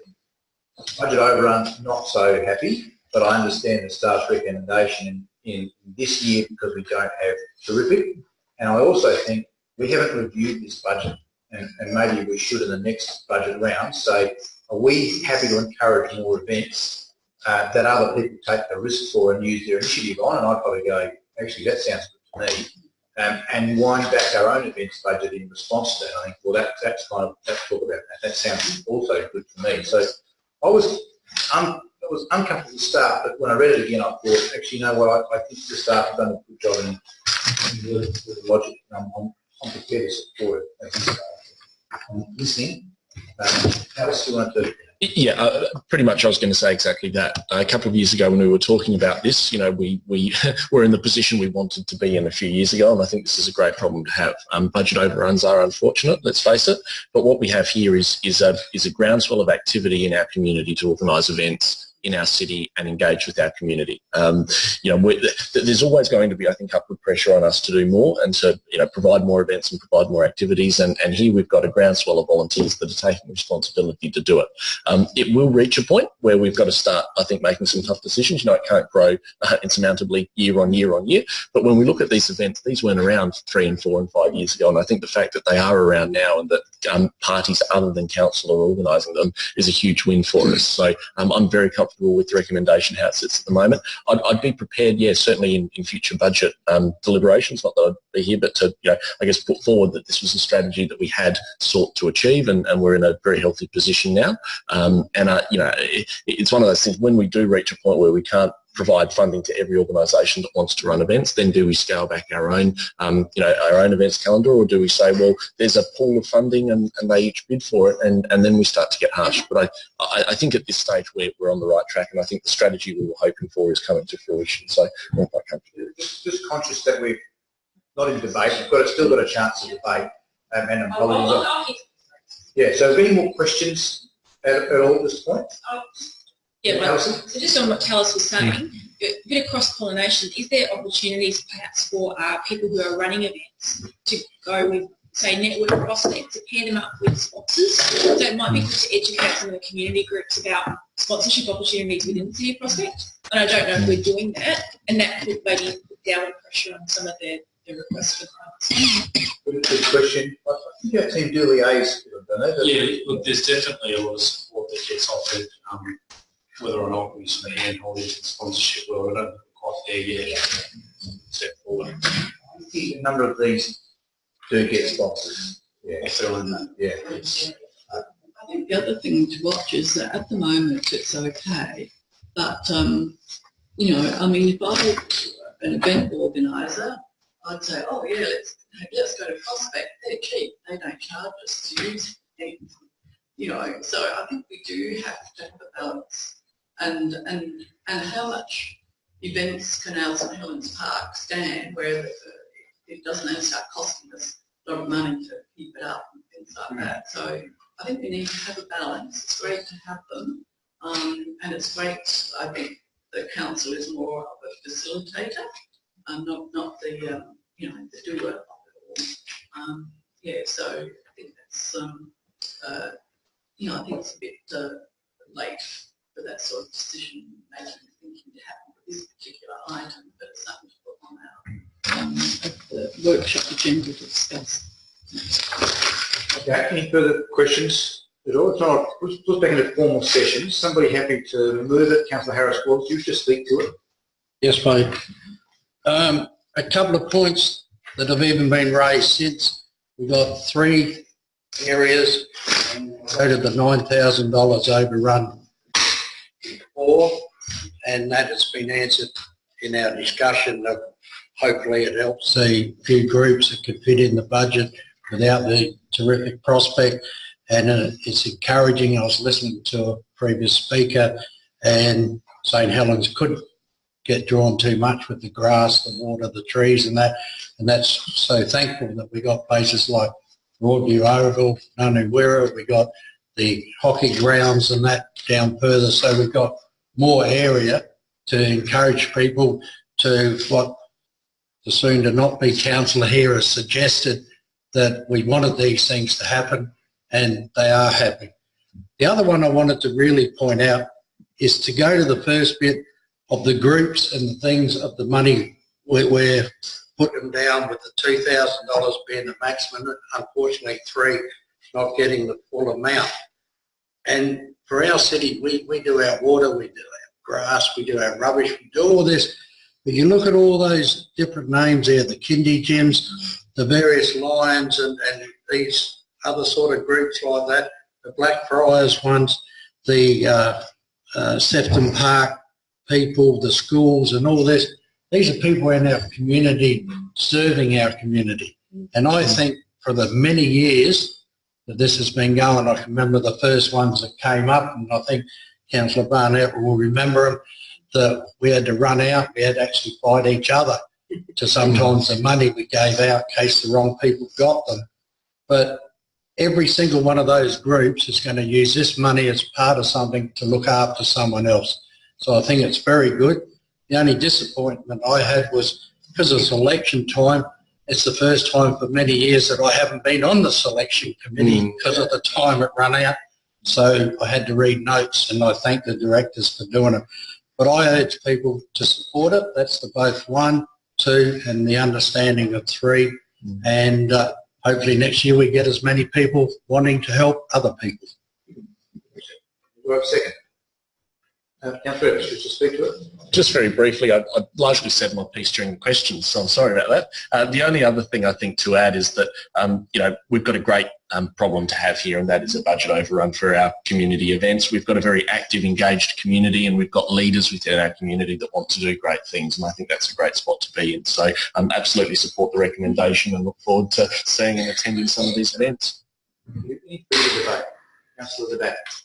Yeah, just briefly, I think it's incredible value for money for our residents, and I think, you know, we've seen it grow from some unusual ones like that anime festival we had earlier in the piece, which is now its 3rd year in Adelaide City. Yeah. And, you know, we've got some really fantastic multicultural events.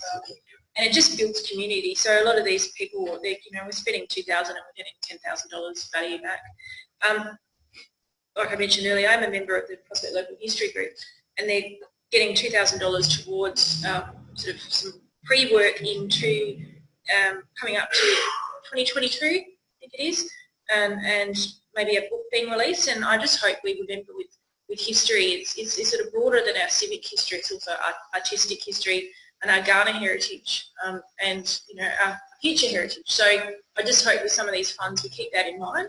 That's something that maybe some of the council, future council, might have to take on to assist with that kind of work. But there's some great work being done by the community, and I commend the motion. Any further debate? That's been really a great debate. Councillor Harris, wish to sum up. Thank you for the opportunity. That concludes the debate. All those in favour? Against? It's carried unanimously. I can't endorse everything that was said. Item 13.4. Sorry, can someone refer to Councillor Larwood? Tell them we had to make the cut. Just the one. Item 13.4, Housing Diversity and Desirable Neighbourhood Study Phase 2, recommendation on page 87, really detailed report. The recommendations that we note the report and make an adjustment in BR1 so we can get on with it along the lines of the program that's in there without being bound to that specific set of activities. Councillor Bennett, happy to move it? Yeah. Well, I'm really pleased that we're going to this next phase 2. I think it's immensely important, especially I think at the moment that we're as an inner city suburb. I think from all the feedback from the community that I've been picking up, we're strongly in favour of retaining our character and not demolishing our older housing stock, and wanting, designs of apartments as well as residential new builds to reflect the housing character of City Prospect. And so I think it's immensely important that we're commencing and continuing with this so that we can quite properly answer the questions, well, what is the character of our streets? And so I think this is starting to provide the evidence that's needed to convince people like planning ministers that. So I think also it's very exciting to look at our phase 2, the key component of the stakeholder and the community consultation. I think it's not only like those forms of consultation there. I think it's very exciting, far-reaching, and I'm very pleased to see that our stakeholder workshops will include say real estate agents and that. I think there needs to be a lot of not just community education about this, but in that more that professional side of things as well. Because who decides that new builds in our city of Prospect are going to be grey brick and white grouting? Is that the character of Prospect? According to residents out there, no. So I think that's a very important piece of work that we're doing, and I commend it. Thank you. Do you have a second? Councillor Backer, did you speak to it? I will. So, look, I agree with some of what Councillor Barnett said, but I suppose this with a slight bit of disappointment on the first report that hasn't come to us. So, what we've seen is prescriptive detail. And I think this was really a good opportunity to run a report like this, because these reports are public, and it could have been a document that we could have, used in-house. So this was a streetscape assessment, and yet we don't have any elevations. Even if we've done it on 10 sample houses, and below this is the Excel spreadsheet of what we're talking about, it would have been a document that you could have communicated much more easily. So I guess I'm moving this, I'd support this cautiously, that the next report that comes to us, one is done in consultation with our own communications department to make sure that it's a useful document, as was our urban corridors document, and we use it as a tool to explain character to our community, because it's quite clear in attending some of the CAP meetings in the gallery that a lot of applicants actually don't or aren't communicated very well the desired character statements. And even within our own interpretation, I have concerns. So there's the same people that are making or have made decisions in our residential streets are writing this report on character. So that, I know we're getting in a consultant, but who that consultant is I think is really important. So I don't know how that's going to happen, if that's going to happen in consultation with other councils or with some of our concerned residents groups, how that selection process of that consultant. Because I think understanding and articulating character, heritage, streetscapes, and certainly I think some of our heritage consultants in our recent studies have done a really good job of that. So again, I just want to, I guess, with an air of caution, I'd really like to strongly suggest that we work with other councils, because we're all facing a similar situation, and that when we do engage someone, it's perhaps in consultation with some of those stakeholders for the visuals, because I think visuals are incredibly important, and use our own communication department to maybe produce some fact sheets at the back of some of these studies. But I think it's urgently needed, and I support it with some of those statements. Thank you. Any further debate? No, back to you, Councillor Barnett, if you wish to sum up. Yes, I agree with Councillor Tobacco's comments. You know, I think we're a small inner city suburb. I think it's vitally important that we communicate with the rest of our inner city suburbs on this matter, particularly if we're not going to be having heritage conservation zones. And I think part of the important stakeholder are our residents associations in those council areas, as well as the overarching association for community associations. So, I think together that we could form quite a powerful sort of lobby group to try and get change for the better. Thank you. That concludes debate. All those in favour? Against is carried unanimously. Thank you. Next item, 13.5, first budget review. One, recommendations on page 137. I'd be happy to move it as a Evans, wish to speak to it? One little thing. It's the last time I get to speak to a budget review. Who would think? And really it is, just to draw attention to dot point 3 that we can see on page 136. Projects. As we know, it's something that is the subject of much discussion and has been the subject of much debate in terms of how we manage capital projects, and I look forward this financial year to reading as a resident that everything's on track, and that our carry forward capital projects aren't what they have been historically. Indeed, our capital works programs are very important to many residents in the city, and I look forward to seeing them being delivered during this financial year. With that, I encourage Council to pass or support the resolution, which is to accept the first budget review that we see in the report. Thank you. Do I have a second? Deputy Mayor, to speak to it?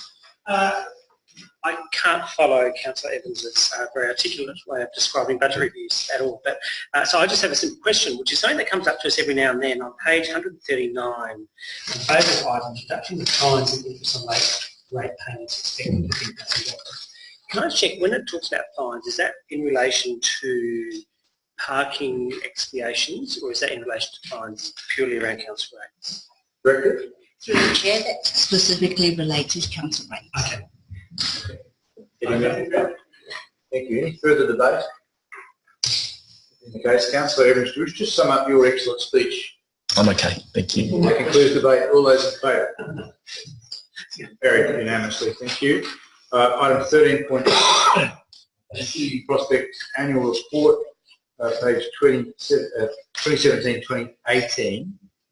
We did note some feedback coming from Councillor Barnett, and staff have recommended a slight change to the recommendation to pick up the part of that which wasn't considered a minor administrative change. The other matters, Councillor Barnett. So that is the recommendation that we're being asked to consider. Is somebody happy to move that way? Councillor Barnett. Yes. Tapped out on the keyboard and whatever.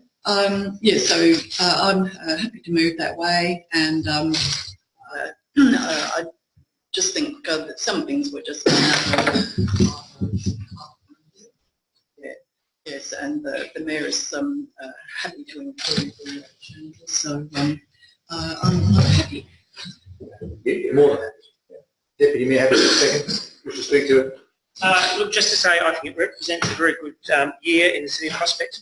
A few less photos of Councillor Harris in this year's edition than previous. I'm not sure what's going on there.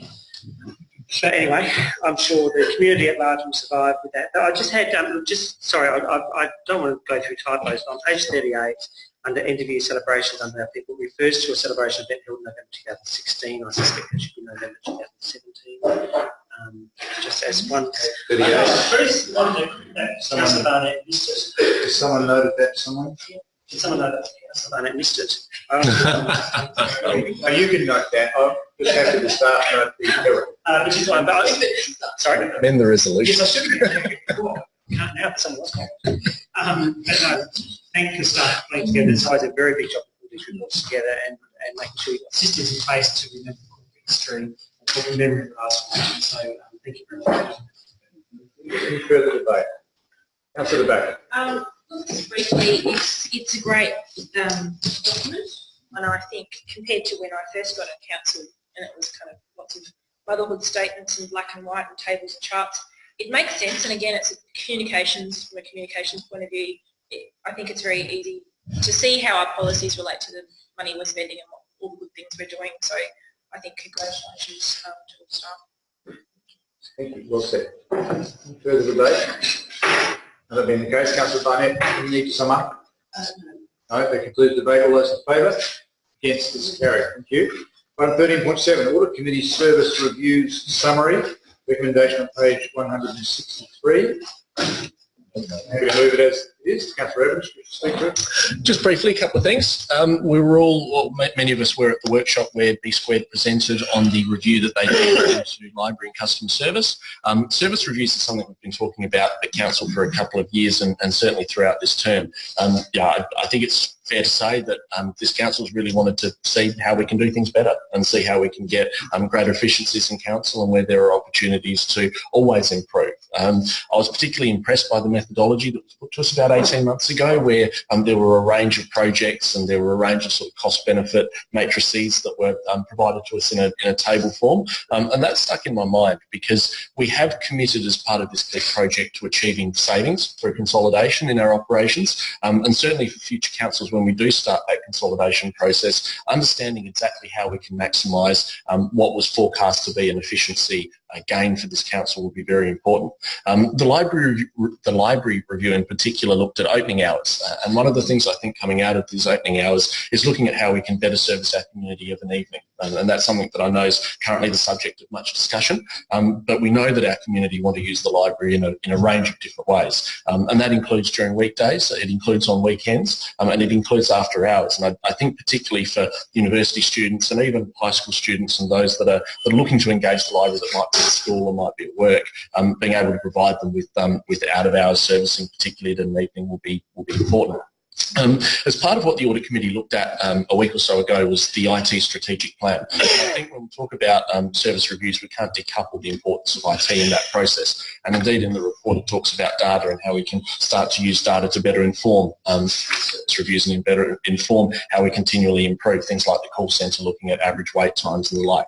So I think as our council truly starts to embrace and understand some of these data opportunities and insights that we can get in near real time, this will be part of continuous improvement. So the last thing I'd really like to do is thank the staff as well. There's a lot going on at the moment, and I know that it's very easy for these projects to seem insurmountable and too hard at times, but I think we have really tried to embrace it. There's a bona fide interest, I think, in wanting to do things better in this council across elected members and staff, and it's been great to be a part of this process and to see what we can achieve.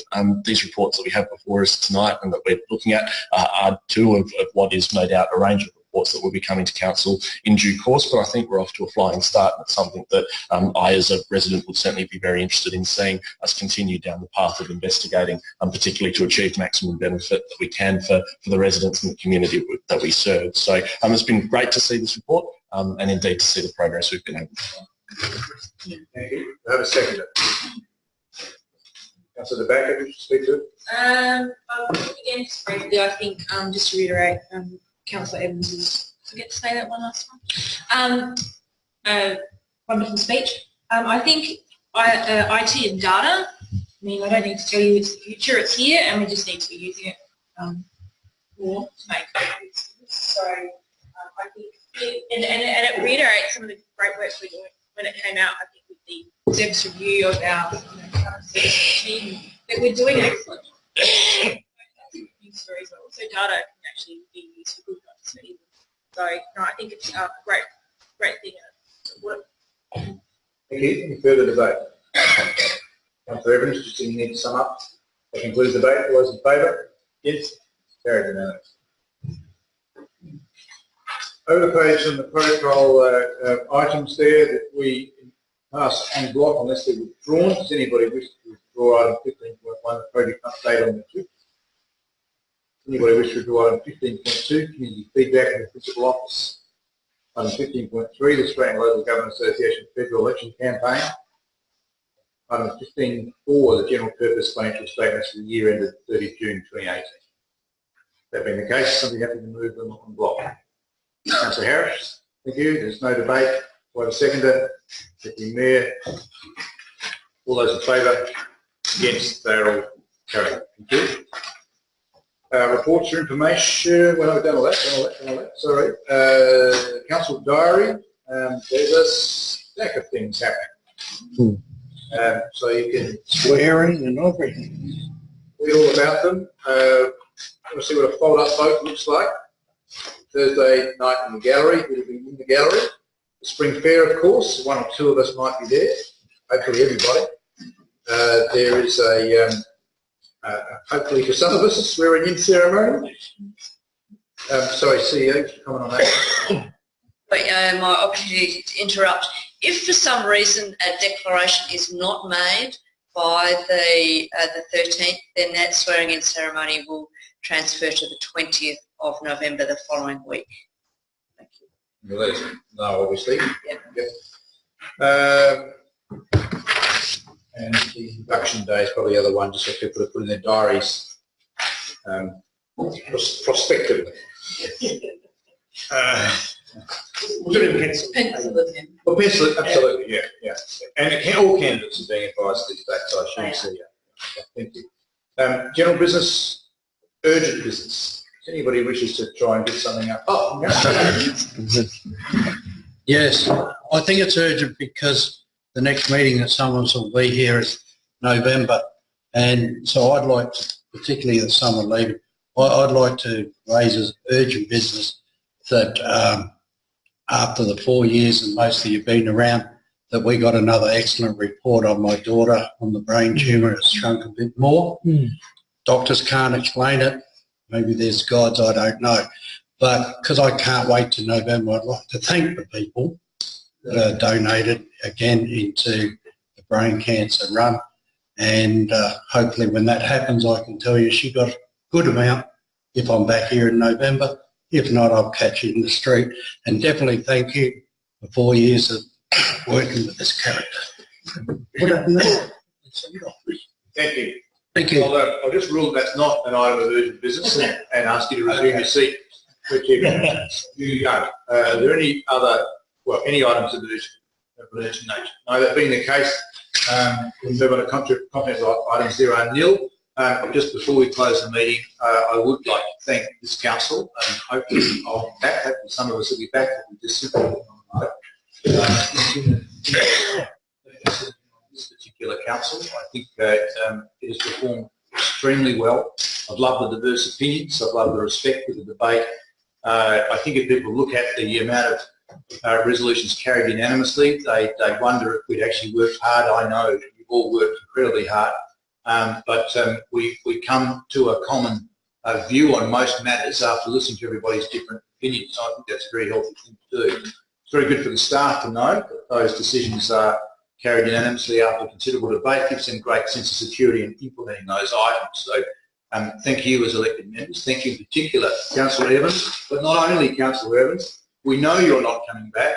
I'm not someone who would wish to move a motion to thank you, because I may wish to thank other people, and I think a future council can do that in November or December and pay true recognition to those people who served, who didn't make it back or chose not to come back. But in particular to you, thank you for your service to this council and your dedication to tasks which others may find, have found unpalatable, such as your committee. I know you've added tremendous value to that committee. Thank you so much for that. And also in representing the North, which is an area that we don't always get an elected member from, north of Regency Road. So thank you for doing that. To the staff, it is our last opportunity as a formal session to thank you, and particularly your CEO, for your indulgence, for putting up with us, for putting up with me. The executive staff, I think you have elected members, a really terrific bunch of people here, totally committed to all things Prospect. I know we give them curry. I know I push them particularly hard, and I'm really, really proud that we've got this team of staff. So thank you, Gary, and please. This council, for the size we are, for the budget we have enormous expectations, and our community does too. We don't always meet them, but that's not through want of commitment and dedication from our team. I just want you to know that I know acutely we punch well above our weight in terms of who we are and what we are and the size we are. So it's a commendation to you, Kate, and to your team that we're able to do that, because of course we're just decision makers. We're not the arms and legs. You very much are. I think that award that was presented tonight is just a small testament to the credibility of this council is and the high regard it's held in the sector. So thank you. That concludes the formal session of this meeting, and of this term of council. The meeting is now closed.